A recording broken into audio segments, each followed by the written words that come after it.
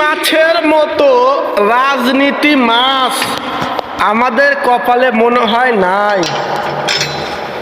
ইলিশ মাছের মতো এত কূটনীতি মাছ আমাদের কপালে মনে হয় নাই।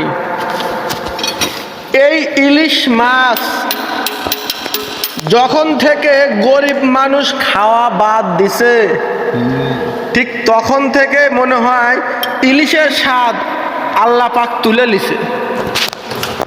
যেদিন থেকে গরিবের মুখে ইলিশ আর ওঠে না, ঠিক সেদিন থেকেই মনে হয় ইলিশ মাছ আর স্বাদে ভরপুর হয় না।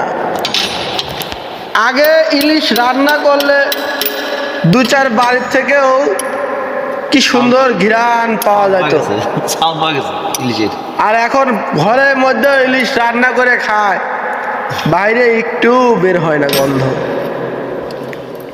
সাউন্ড পাওয়া গেছে ঘরের ভিতরে রান্না।